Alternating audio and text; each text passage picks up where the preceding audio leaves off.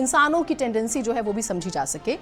इसके अलावा वो नासा के साथ 5 और एक्सपेरिमेंट्स करेंगे जो लंबे अंतरिक्ष मिशन के लिए डेटा इकट्ठा करेंगे, कलेक्ट करेंगे।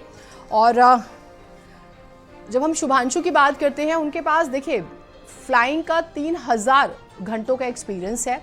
मिग आप जानते होंगे, सुखोई आप जानते होंगे, ये सारे फाइटर प्लेन्स उन्होंने उड़ाए हैं और यही उनकी क्वालिटी रही, अपने लखनऊ के ही हैं, उन्हें चुना गया है। तो ये एक स्पेशलिटी उनकी मैं आपको बता रही हूँ। उसके अलावा क्या और इम्पॉर्टेंट होगा ये भी आपके लिए जानना ज़रूरी है। देखिए पूरा प्रोग्राम आप समझिए, इसको मैं और आपको बारीकी से बता देती हूँ। करने क्या वाले हैं वो, सबसे पहले ISS जो स्पेस स्टेशन होता है उसको समझिए। इंटरनेशनल स्पेस स्टेशन जो होता है वो पृथ्वी के चारों ओर घूमने वाला एक बड़ा अंतरिक्ष यान होता है। उसमें एस्ट्रोनॉट्स रहते हैं और माइक्रो ग्रेविटी में एक्सपेरिमेंट करते हैं। ये 28,000 किलोमीटर प्रति घंटे की रफ्तार से ट्रैवल करता है और ये हर 90 मिनट में पृथ्वी की परिक्रमा पूरी कर लेता है और 5 स्पेस एजेंसीज ने इसको मिलकर बनाया। स्टेशन का पहला पीस नवंबर 1998 में लॉन्च किया गया था। ये ग्राफिकली इंफॉर्मेशन भी आपको दे रहे हैं। भारतीय एस्ट्रोनॉट शुभांशु शुक्ला जो है एक्सियोम मिशन 4 के लिए रवाना हुए, आज इंटरनेशनल स्पेस स्टेशन के लिए रवाना हुए, जो हम आपको जानकारी दे रहे हैं। और अंतरिक्ष इतिहास में पहली बार कोई भारतीय इंटरनेशनल स्पेस स्टेशन की यात्रा कर रहा है। इससे पहले राकेश शर्मा स्पेस जाने वाले पहले भारतीय थे, लेकिन स्पेस स्टेशन में जाके रहना ये पहली बार हो रहा है, इसलिए जो है स्पेशलिटी ज़्यादा हम यहाँ पर बात कर रहे हैं। लेकिन देखिए जब अब टाइम 1984 में टेक्नोलॉजी क्या थी, हम कितने डेवलप थे, और आज के समय में बात करते हैं तो एक बड़ा चेंज आया है, तो उसको भी हमें एक्सेप्ट करना होगा। तो ये उनकी एक स्पेशलिटी आपको बताई। अच्छा, शुभांशु के बारे में भी आपको थोड़ा सा मैं जानकारी दे देती हूँ। प्रोग्राम तो आप देख ही रहे हैं, किस किस देश ने मिलकर बनाया, जिसमें भारत, पोलैंड, हंगरी और अमेरिका का भी जिक्र होता है। ये एक प्राइवेट प्रोग्राम है, अलग अलग कंट्रीज़ ने, जैसे हंगरी के बारे में इंफॉर्मेशन आ रही थी कि उन्होंने 750 करोड़ रुपए इसके लिए खर्च किए हैं, और भारत ने भी, और प्राइम मिनिस्टर ने किस तरह से ये प्रोग्राम शुरू किया था वो भी आपको जानकारी देंगे स्पेस मिशंस के लिए। अब शुभांशु के बारे में जान लीजिए। मूल रूप से वो यूपी के रहने वाले हैं और पढ़ाई लिखाई अलीगंज लखनऊ में ही होती है। उसके बाद NDA में आप जानते हैं कि नेशनल डिफेंस एकेडमी में वो एग्ज़ाम क्लियर करते हैं, और ऑफिसर कैडेट को प्रशिक्षण देने वाली एक प्रमुख संस्था है NDA, जिसकी हम बात कर रहे हैं। और उसके बाद का भी उनका जो रोल रहा वो भी आपके लिए जानना बहुत ज़रूरी हो जाता है। शुभांशु को 17 जून 2006 को भारतीय वायुसेना के फाइटर विंग में शामिल किया गया था। वो एक अनुभवी फाइटर और टेस्ट पायलट हैं। उनके पास 3000 घंटे से ज़्यादा फ्लाइंग एक्सपीरियंस है, और उन्होंने सुखोई, जैसे मैंने शुरू में जिक्र किया था, मिग 30 और 30 MKI और MiG 21, MiG 29, Jaguar, Hawk, Dornier और AN-32 जैसे लड़ाकू विमान जो हैं वो उड़ाए हैं। तो ये उनके बारे में आपको एक इन्फॉर्मेशन भी मैं आपको दे देती हूँ। साल मार्च 2024 में शुभांशु को ग्रुप कैप्टन के पोस्ट पर प्रमोट किया गया था। वो एक फाइटर कॉम्बैट लीडर भी हैं, तो ये भी उनके बारे में इंफॉर्मेशन।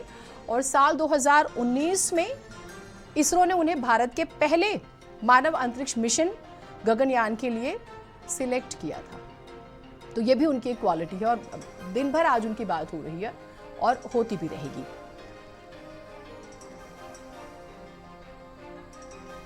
और अभी मैंने आपको राकेश शर्मा जब पहुंचे थे अंतरिक्ष में, और जब उनसे इंदिरा गांधी जी ने बात की थी, तो उन्होंने जो कहा था वो भी मैंने आपको बताया कि सारे जहां से अच्छा हिंदुस्तान हमारा।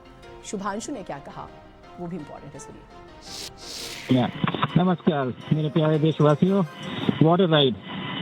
40 साल बाद हम वापस अंतरिक्ष में पहुंच गए हैं, और कमाल की राइड थी। इस समय हम 7.5 किलोमीटर प्रति सेकंड की रफ्तार से पृथ्वी के चारों तरफ घूम रहे हैं, और मेरे कंधे पे मेरे साथ मेरा तिरंगा है, जो मुझे बता रहा है कि नहीं हूँ, मैं आप सबके साथ हूँ। ये मेरी इंटरनेशनल स्पेस स्टेशन तक की जर्नी की शुरुआत नहीं है, ये भारत के ह्यूमन स्पेस प्रोग्राम की शुरुआत है, और मैं चाहता हूं कि आप सभी देशवासी इस यात्रा का हिस्सा बने। आपका भी सीना गर्व से चौड़ा होना चाहिए, आप भी उतना ही एक्साइटमेंट दिखाइए। आइए हम सब मिलकर भारत के इस ह्यूमन स्पेस प्रोग्राम की जर्नी की शुरुआत करें। धन्यवाद। जय हिंद, जय भारत। तो जय हिंद, जय भारत, यही तो है, हम सभी यही महसूस कर रहे हैं। मेरे साथ कुछ स्टूडेंट्स भी हैं, मैं उनसे भी बात करूंगी, लेकिन इन्फॉर्मेशन जो है उसका खजाना भी आपके साथ शेयर करना बहुत ज़रूरी है, क्योंकि बहुत सारे बच्चे जो हैं वो स्पेस कि स्टडीज़ में इंटरेस्ट रखते हैं, स्पेस में जाना चाहते हैं, एस्ट्रोनॉट्स बनना चाहते हैं, तो ये भी बहुत इंपॉर्टेंट है और उस पर भी बात ज़रूरी हो जाती है। अच्छा, 6 बार ये जो XCM-4 मिशन है ये टल गया था, तो इसके बारे में भी मैं आपको बता देती हूँ। 29 मई को ड्रैगन स्पेसक्राफ्ट के तैयार नहीं होने की वजह से ये टल गया था, लॉन्चिंग टल गई थी इसकी। 8 जून को शेड्यूल किया गया, लेकिन फॉल्कन 9 रॉकेट लॉन्च के लिए तैयार ही नहीं था। नई तारीख 10 जून की दी गई, फिर टल गया। उसके बाद चौथी बार 11 जून को मिशन शेड्यूल हुआ, ये फिर टल जाता है। और फिर छठी बार मिशन 22 जून के लिए शेड्यूल किया गया, लेकिन 25 जून को आपने देखा कि सक्सेसफुल रहा। बहुत इंटरेस्टिंग बात ये है कि हम अपने शुभांशु की बात कर रहे हैं, लखनऊ की बात कर रहे हैं, लखनऊ के बेटे की बात कर रहे हैं और भारत के बेटे की बात कर रहे हैं। और संभावना ये भी है कि जैसे इंदिरा गांधी जी ने राकेश जी से बात की थी, वैसे ही प्रधानमंत्री भी ज़रूर शुभांशु से बात करेंगे। कुछ बच्चे हैं मेरे साथ, मैं उनको इंट्रोड्यूस कराती हूँ और फिर क्या वो भी शुभांशु बनना चाह रहे हैं, कितना समझ रहे हैं वो, ये ज़रूर मैं बात करूँगी। हमारे साथ विष्णु हैं, अक्षत हैं, विभूति हैं हमारे साथ, और शाश्वत, विभू और दिव्यांश भी हमारे साथ हैं।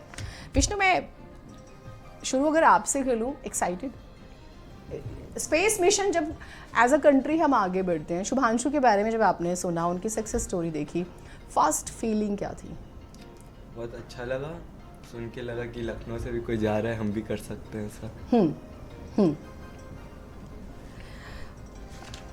अच्छा विभू, यू इंटरेस्टेड इन है ना इस तरह के एक्सपेरिमेंट्स में, और आप के तो स्कूल से आपने मुझे बताया है ना, तो CMS की बार बार बात हो रही है, तो आपको तो ऐसे पर्सनल ऐसे प्राउड वाला फील आ रहा होगा ना। वैसे तो हम सबको प्राउड है एज एन इंडियन, बट आपकी फीलिंग मुझे लगता है थोड़ी सी तो अलग होगी। हाँ, सुनने में अच्छा लगता है। पहले सुन के लगता था कि कोई इंडिया से नहीं गया है, हाँ, फिर अब सुनने में आया कि मेरे ही स्कूल से गए, तो थोड़ा मोटिवेशन फील होता है कि शायद से मैं भी पॉसिबल हूँ वो चीज़ करने के लिए। आपका इंटरेस्ट वैसे किस में है, या अभी शुभांशु के बारे में जान के थोड़ा सा चेंज हुआ कुछ? एस्ट्रोफिजिक्स में इंटरेस्ट है मुझे, मतलब स्पेस में जो बॉडीज़ हैं उनकी रिसर्च में इंटरेस्ट है मुझे, तो अच्छा लगता है। अब यहीं से समझा जा सकता है कि जो शुभांशु रिसर्च करके आएंगे है ना, तो वो हेल्प करेगी आगे। देखिए वो क्या होता है कि वो एक्टिविटीज़ में, स्टडीज़ में भी काम आती हैं। तो फर्स्ट फीलिंग क्या आई जब अपने स्कूल का कोई सीनियर लगा? क्योंकि कई बार कॉलेज में भी जब हम जाते हैं तो अच्छा वो हमारे सीनियर है, वो हमारे सुपर सीनियर हैं, वो जूनियर हैं हमारे, है ना, ऐसे ऐसे बातें आती हैं। तो उसमें क्या फील किया? इंस्पिरेशन मिलती है कि मतलब हाँ, कोई पहुंचा, कुछ किया उसने, और मेरे ही साथ था, मेरे ही जैसे पढ़ाई हुई उसकी। सुनने में बहुत अच्छा लगता है, मोटिवेशन मिलती है अंदर से। हाँ, मोटिवेशन की बात तो हो रही है जिसकी हम बार बार बात भी कर रहे हैं। दिव्यांश, आपने क्या फील किया? बहुत ज़्यादा इंस्पिरेशन स्टोरी थी उनकी। हाँ, इंस्पायर किया। मुझे उतना इंटरेस्ट नहीं था स्पेस में, बट उनकी बातें सुन के थोड़ा इंटरेस्ट बढ़ा है। अच्छा, जो ये कि सारे जहाँ से चल, स्पेस से भारत कैसा दिखता है, अंतरिक्ष से भारत कैसा दिखता है, तो वो वाली feeling you want to see, curiosity अब जगी, क्यूरियोसिटी बढ़ी। हाँ, ये तो है। शाश्वत, आपकी फीलिंग? मुझे भी इंस्पिरेशन ही मिली है कि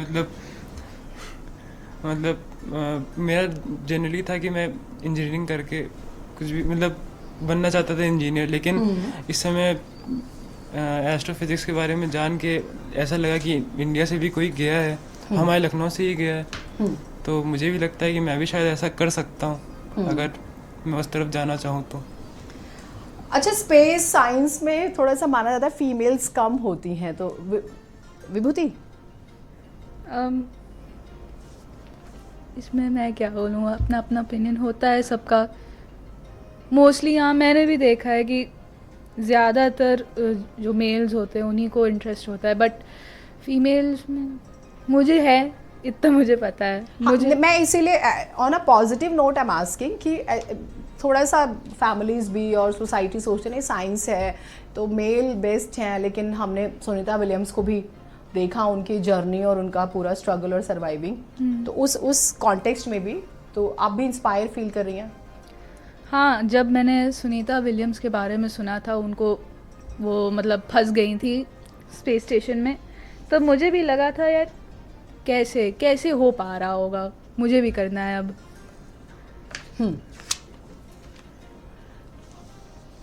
विष्णु, अपना एक्सपीरियंस बताओ, क्योंकि मैंने देखा था आप बहुत एक्साइटेड थे।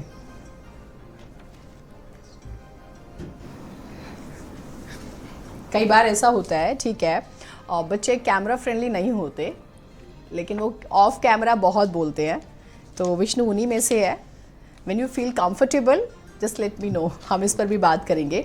कुछ एक्सपर्ट्स और जुड़ेंगे हमारे साथ, हम उनसे भी बात करेंगे। और एक फिज़िक्स के जो हैं हमारे साथ एन.के. पांडे साहब हमारे साथ जुड़े हुए हैं। उनसे समझना इस पूरे ऑपरेशन के बारे में बहुत ज़रूरी है, और ये क्या करने वाला है और भारत के लिए क्या एक बड़ा चेंज होगा। एन.के. पांडे जी, आपका बहुत स्वागत है भारत समाचार पर। मैं चाहूँगी हम बहुत इजी वर्ड्स में इस पर बात करें, क्योंकि बहुत सारे लोग हैं जो साइंस और उसकी लैंग्वेज थोड़ी सी उन्हें टफ लगती है, नहीं समझ पाते।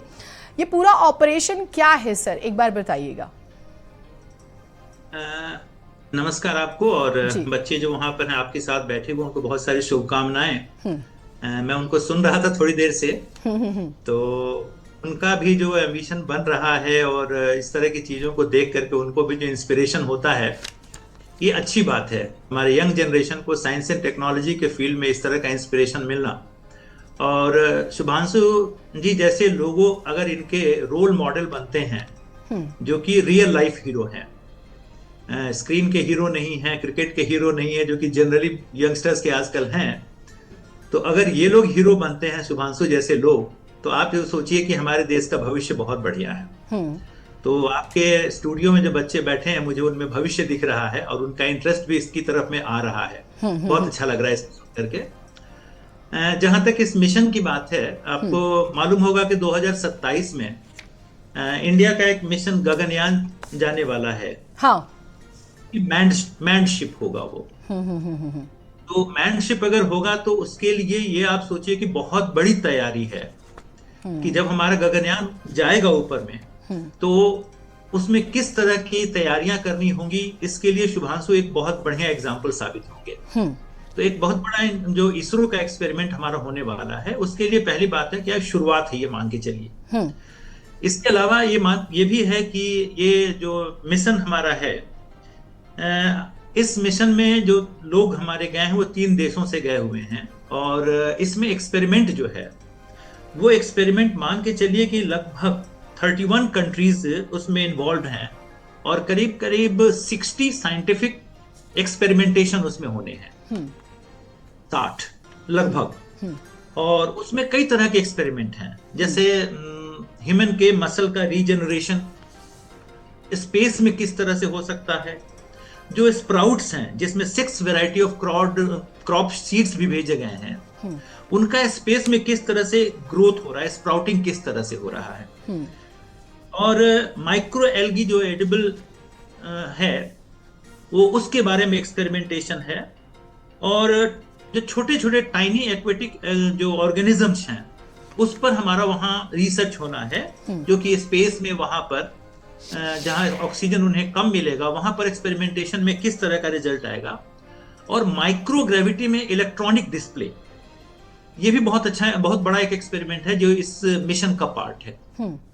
तो इस तरह से कुल मिलाकर के लगभग 60 टाइप्स के साइंटिफिक रिसर्च की शुरुआत वहां पर होनी है, और एक अच्छा प्रिपरेटरी है हमारे गगनयान, जो कि 2027 में मैंड शिप इंडिया भेजने वाला है। तो उसके लिए ये एक तरह का सोच लीजिए एक तैयारी की जा रही है भविष्य के लिए, और इन सारे एरियाज में जो रिसर्च होने हैं, ये सारे के सारे रिसर्च को आगे और भी परिपक्वता मिलेगी और भी इसको मैच्योरिटी मिलेगी जब अगले मिशंस वहां पर जाएंगे। तो अभी ये शुरुआत है। आपने दो बड़ी बातें कही, और मैं इस बारे में कुछ इन्फॉर्मेशन दे देती हूँ। आपने कहा 31 कंट्रीज हैं जिसमें 60 वैज्ञानिक हैं, जिसमें Bharat, America, Poland, Hungary, Saudi Arab, Brazil, Nigeria और संयुक्त अरब अमीरात और यूरोप शामिल है सर। और क्योंकि आपने 2027 का जिक्र किया, आई रिमेंबर 27 फरवरी 2024 की ही डेट थी। प्राइम मिनिस्टर जो है 1800 करोड़ रुपए देते हैं 3 स्पेस इंफ्रास्ट्रक्चर प्रोजेक्ट्स के लिए, और वो जाके बाकायदा जो तिरुवनंतपुरम में विक्रम साराभाई स्पेस सेंटर है वहाँ पहुँचते हैं। ये क्या बदलने वाला है सर? हम एज एन इंडियन कितना प्राउड फील करते हैं इस पूरे ऑपरेशन, हमें जो है बहुत सक्सेसफुल लॉन्च हो गया ये जो बच्चे हैं, मैं इनका भी एक रिमार्क ज़रूर लूँगी, लेकिन हम क्या बड़ा बदलते देख रहे हैं सर। 1984 के बाद 2025 में ये मूवमेंट आया है। इट्स अ लॉन्ग, एक इंतज़ार का समय बहुत लंबा रहा। करीब 40 साल के बाद हम लोग एक इस तरह के मिशन में शामिल हो पाए हैं। हाँ। और क्या प्राउड की फीलिंग है, मुझे बताने की जरूरत नहीं है, आपका चेहरा बता रहा है।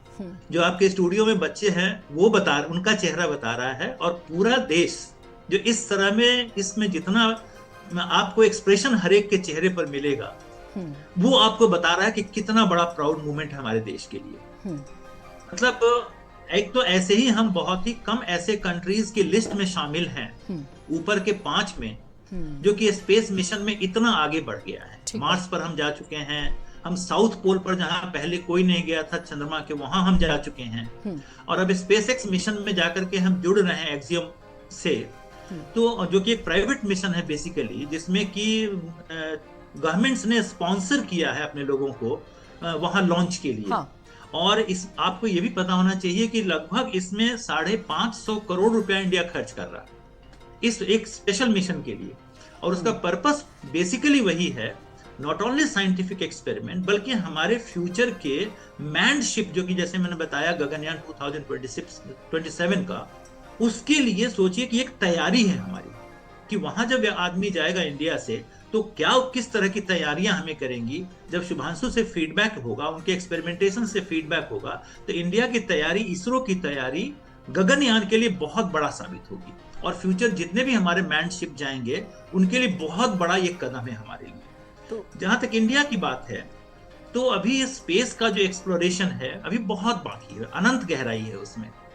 मतलब कहते हैं सितारों से आगे और भी जहां है। अभी हम बहुत थोड़ा जान पाए हैं, और हमें बहुत कुछ जानना है, और उसके बाद ही हमें पता चलेगा एक्चुअल बेनिफिट्स हम वहां से क्या ला सकते हैं। तो अभी तो पूरा वर्ल्ड ही एक्सपेरिमेंट कर रहा है। तो हमारे यहाँ देश में, हमारे पृथ्वी पर बहुत सारी चीजें ऐसी हैं जो नहीं मिलती हैं, वहां से आसानी से मिल पाएंगी। वहां हम क्या एस्टैब्लिश कर सकते हैं, तो ये सारी चीजें भी एक्सपेरिमेंटेशन वर्ल्ड वाइड चल रही है। और अच्छी बात ये है कि हम उन कुछ देशों में शामिल हैं जो इतने बड़े एक्सपेरिमेंटेशन का पार्ट है, तो हमारे लिए वाकई बहुत बड़ा प्राउड मोमेंट है।